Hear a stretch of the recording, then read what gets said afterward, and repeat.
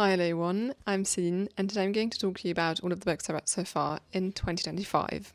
So I started the year with reorganising my bookshelf that you see right next to me and creating this TBR shelf right here, which was meant to sort of prevent me from buying books and just reading those that I already have at home, which kind of worked and then didn't, because I ended up doing a book haul in the month of April, which you can see on my channel as well.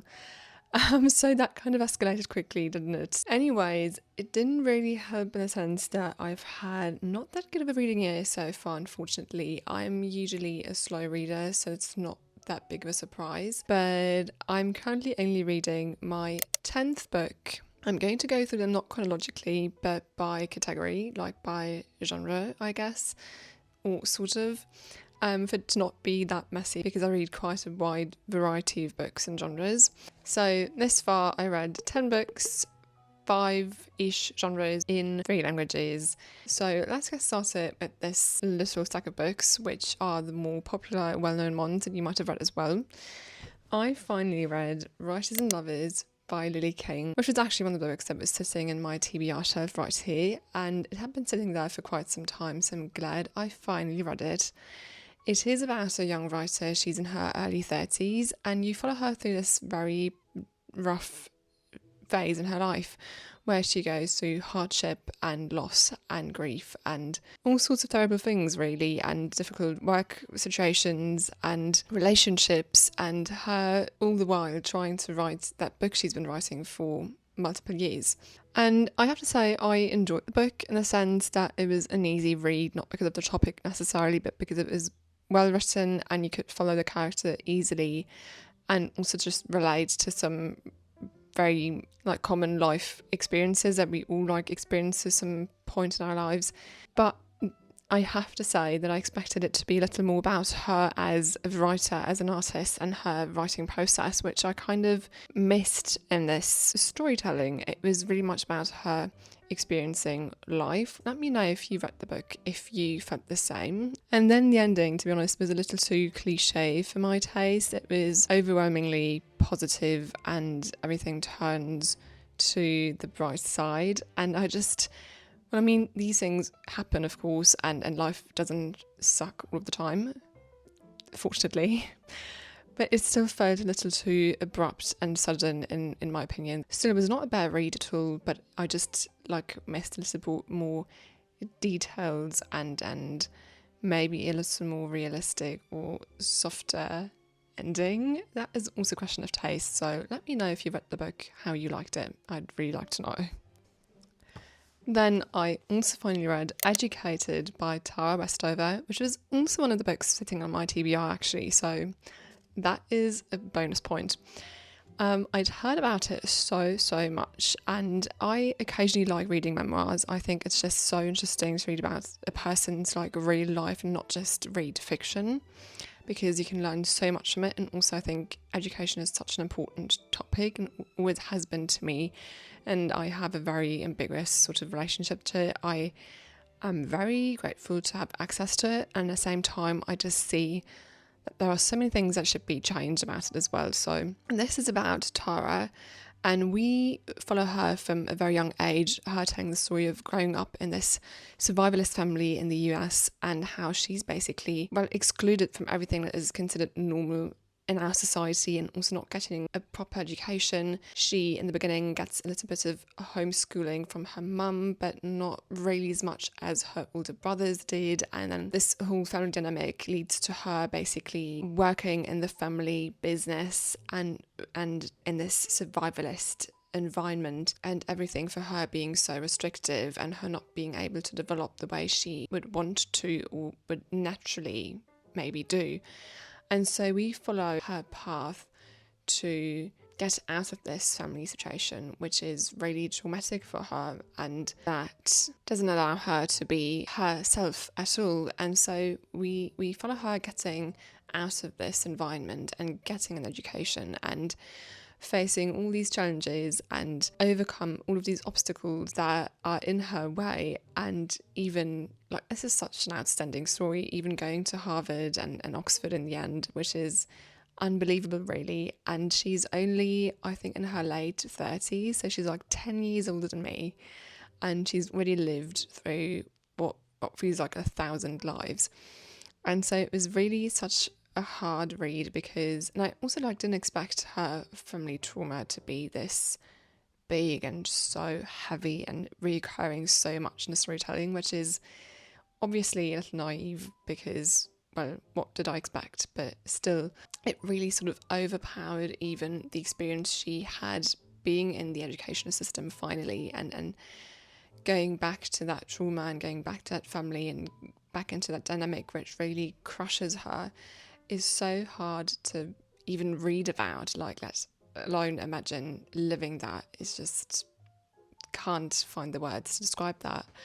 So it was a really hard read, but also really moving and encouraging in a way that it just shows that a person can overcome so much, even facing the toughest struggles and obstacles. So I'm really glad I finally read it, though I was also happy to put it down when I had finally finished reading it, because it was just such a hard topic to digest really. But I highly recommend it. If you haven't read it yet, please pick it up, because it's so eye-opening as well, because I was just not aware of how people lived in these kind of communities, if you can call it that. So, big recommendation.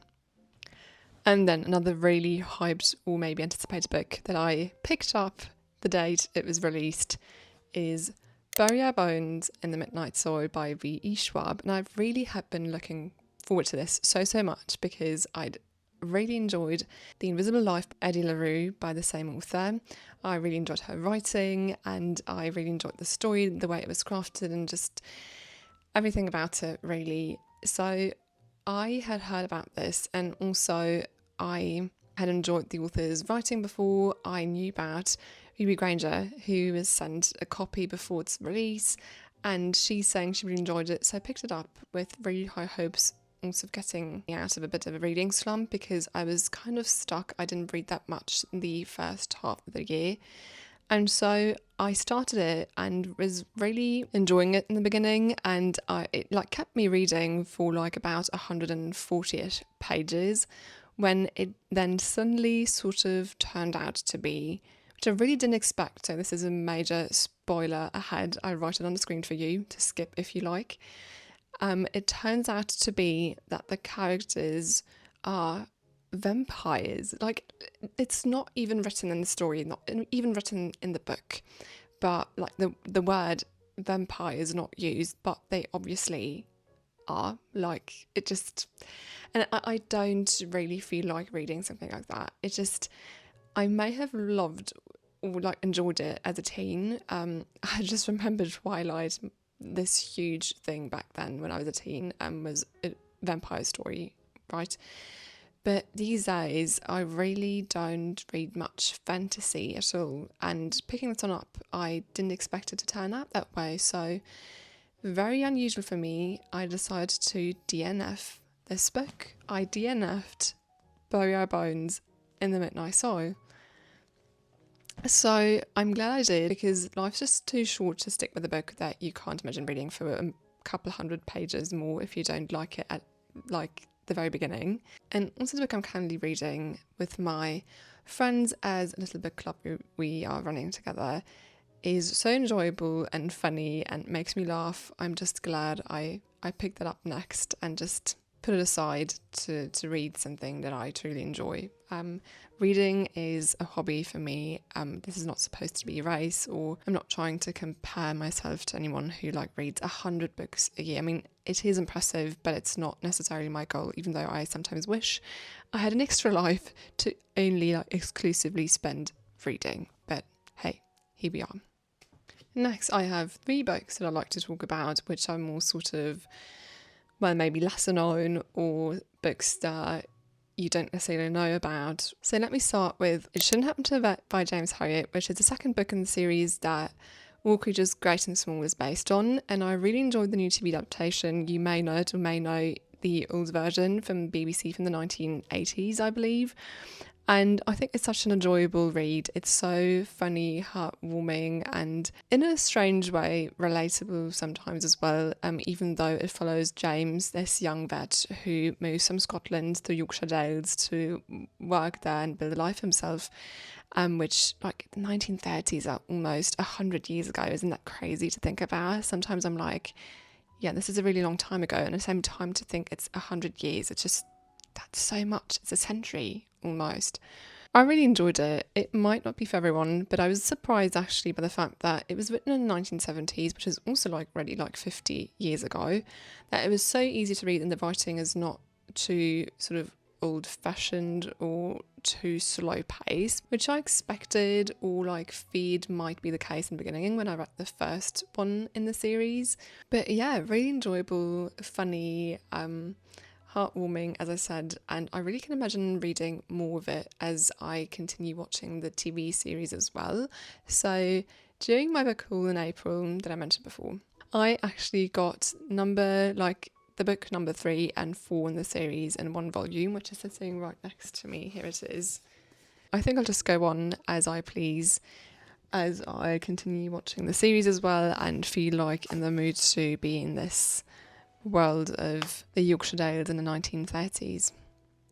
Then I also read Schachnovelle by Stefan Zweig, which is a book I had to read when I was about 15 in 9th grade. And I really have to say I'm so annoyed by the fact that the books picked in school for students are often so inappropriate for their age, and you really never can appreciate them properly because you just don't have the life experience and knowledge to understand what is written. So this is a short story about a passenger on a ship telling his story about being held a prisoner by the Nazi regime in the Second World War. So it's a really tough topic, and I just understood it so much better now that I have more knowledge of the historical context and also appreciating the literary devices so much more. And so he tells this story of him being a prisoner and occupying his mind with the game of chess, which turns out to be like spiraling down almost into madness. And it really is so heartbreaking to see what is happening to this character, and now understanding it better, just, yeah, it's a rough read, but I'm really glad I've read it again because I feel like what you read in school is not necessarily bad. It's just wrong for the age you're reading it at, and you're forced to read it. And it's not much fun when you're forced to read something. Usually you already have this blockage of being like, I don't want to read something that someone's telling me to read. And then especially at that age as a teenager, that doesn't necessarily work out, right? Like, let me know about the books that you had to read at school and maybe the ones that you enjoyed most or can imagine picking up again now as an adult. So really highly recommend you pick up one of the books that you read in school, because who knows, you may discover something that you really enjoy now that you're older. I also read the 4th part in a series, which is Intrigue Giverny by Adrien Goetz, which is a series about a young art historian who finds herself solving murder mysteries surrounding art over and over again, and solving these with a little bit of help of her fiancé as well, who's a journalist. I don't really have much to say about this book, and also it's French and I'm not quite sure to translate it into any other languages, so it might not be that interesting to you. But I really enjoyed it being about the topic of Monet and Impressionism because it's easily one of my favourite art movements. I really love this style, and Impressionist artists focusing on light and colours, which is also something I'm trying to replicate in my own art and paintings. So if you like the idea of art history, historical context, meeting crime fiction, you might enjoy a French TV series, which is actually translated into English, so you can watch it as well, even if you don't speak French, is Art of Crime, which is a TV series about a young art historian who is hired to help a policeman solve murder mysteries surrounding art. And it is so much fun, it's so enjoyable, it has a lot of humour in it too, and you learn about the different artists that each of the episodes is focused about. That is a recommendation that I'd like to make because I really like these two things mixed together, and as this is a French book that is, I don't think, translated into any other languages, I still wanted to make a recommendation fit for more people. I have one more category to share with you, which is children's books. Yes, I am 28 years old and I still read, or not still, but I have picked up children's books again over the last couple of years. So I have 3 more books to go. Let me start with Ballet Shoes by Noel Streatfield, which is the first book I finished this year. I started it last year during the holiday season in December 2024, and I read it in a couple of days, which is really unusual for me because, as I said, I am a rather slow reader, so it really tells you about how much I enjoyed the story. It is about 3 girls, Pauline, Petrova, and Posy, who are adopted by Gum, great Uncle Matthew, who is sort of an explorer and adventurer, and finds these girls and adopts them. But then he disappears on one of his adventures, and so the 3 girls go and attend a dancing and acting school to, also when they're older, can perform and earn some money to support the home they're growing up in. And then also with that, with time, they accept boarders in the house to also increase income. And so it's really a house filled with a lot of people and the girls growing up with them. There's a dance teacher as well in the house. And it's really just a story about friendship and family and sticking together and helping each other and finding your own way. Like the 3 girls find and develop their own passions and dreams for life. And it is so lovely and really just, as I said, gives off these Little Women kind of vibes. And if you enjoyed Little Women or Anne of Green Gables or A Little Princess, these kind of stories, I think you'd really enjoy Ballet Shoes as well. It's so adorable and heartwarming. Highly recommend you read that, even if you are 28 or however old you are. Please tell me if you like reading children's books or what your favourite children's books have been when you were a kid. So that I have some reading recommendations because I don't own enough books, obviously. Then I also read Potilla by Cornelia Funke, which was also a book sitting on my bookshelf for such a long time, for literally ages. I can't even remember how many years it is ago that my grandpa got this for me and gave it to me for my birthday or Christmas. I can never tell them apart because my birthday is in December, so anyways. And it was also one of the books sitting on my TBR shelf, so I managed to read a couple of my TBR books, fortunately.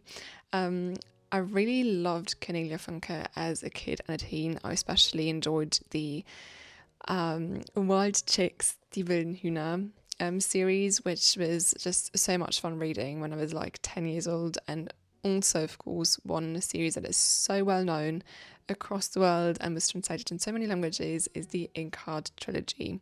So I was really looking forward to read some more Cornelia Funke, and this story is about a young boy who finds a fairy in the forest, and she's kind of lost and was excluded from her realm because there was an intruder, and he managed to get into the fairy world, which is really, really bad because he's going to upset everyone and everything in this very fragile system they're living in. And so the fairy asks the boy to help her get back into the place where she belongs, this magic fairy world in the forest. And so this adventure starts, and there's also a neighbour, a girl who's going to follow on their journey. And I really liked the characters, I liked the idea of the story, but unfortunately I have to say that the one thing that's usually standing out to me as well is obviously Cornelia Funke's writing.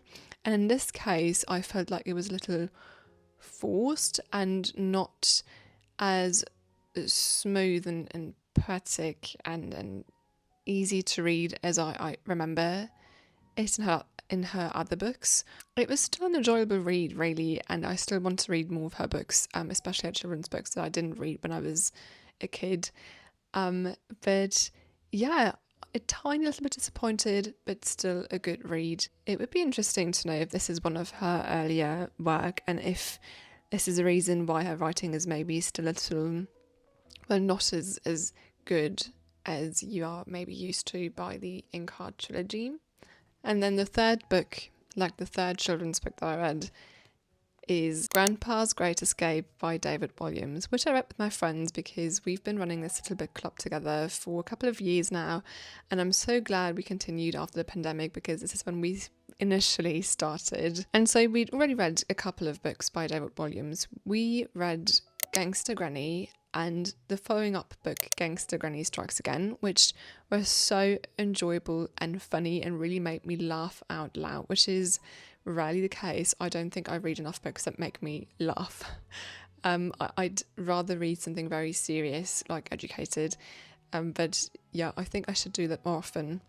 And this one, Grandpa's Great Escape, is about a boy and his relationship to his aging grandpa, who was a Royal Air Force pilot during the Second World War. But unfortunately, his grandpa is rather old and he starts forgetting things and also thinking he's back in the 1940s. And so you kind of start the story like where the family's trying to find a way to deal with the situation, and eventually they send the grandpa to an old folks home which is called Twilight Towers, indicating that this is a place that is really horrible and really horrible things happen there. Of course, his grandson Jack is really sad about his grandfather being sort of sent away into this old folks home because he thinks his grandpa is just the coolest person there is to hang out with. And this is when they together, Jack and his grandpa, start plotting his escape. And it is such a crazy adventure. It is sometimes really unexpected, those twists and turns.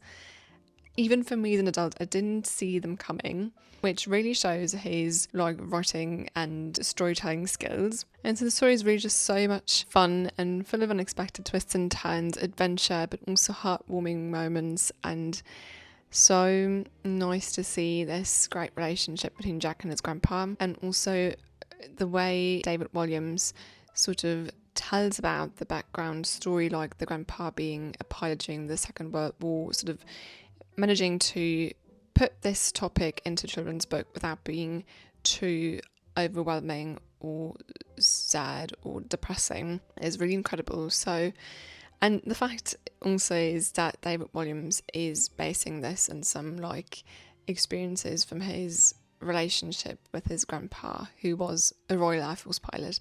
So I think this one must also be one that is very close to his heart as well, this story, and to have shared it with the world. I really highly recommend it if you like reading children's books, or maybe you have children to read it to, or to give it to as a present for their birthday or for a holiday or something. It's so important to keep children reading. I only recently read an article about that. Highly recommend, or maybe if you'd like to read it yourself, as I said. So, and I really can imagine reading more of David Walliams' books, of his children's books, because they're so entertaining and so fun. And yeah, you're never told to read whatever you like. Please just read what you feel like reading. We don't have to read what we expect it to. You don't have to read classics all the time because you studied literature like I did. So yeah, and I am going to finish by telling you what I'm currently reading, and the book is, where is it actually?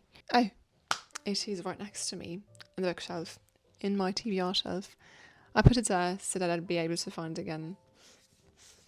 Yeah, so I'm currently reading, which is a book I picked up with my friends again for a book club and to discuss it later on, is Miss Sharp, Macht, Urlaub by Leonie Swann. She's a German author living in England, so she, I think, is able to give off an authentic sort of England, Cornwall kind of vibe. It is a murder mystery. It is also translated into English. I'll write the title on the screen for you, or in the description box as well. And it is about this group of elderly people living together, and one of them winning a trip to a luxurious hotel in Cornwall, which is also sort of eco-friendly and everything. And so they go there together, which is quite a trip in itself, because these elderly people like time to prepare and go on this trip together. It's just an adventure in itself. I'm only 140-ish pages in, but I'm already enjoying it so much. It is so funny. I have been giggling and laughing out loud already, which is so nice. I'm really happy I picked it up after DNFing the new V.E. Schwab book. Unfortunately, as I said, I really expected it to be something that would bring me out of my reading slump, but there you go. So this has been it so far for this year. It's only the 10th book, or like to be more precise, the 9th book that I'm going to finish because I DNF'd one of these. So I really hope you enjoyed it and could find some reading recommendations for you.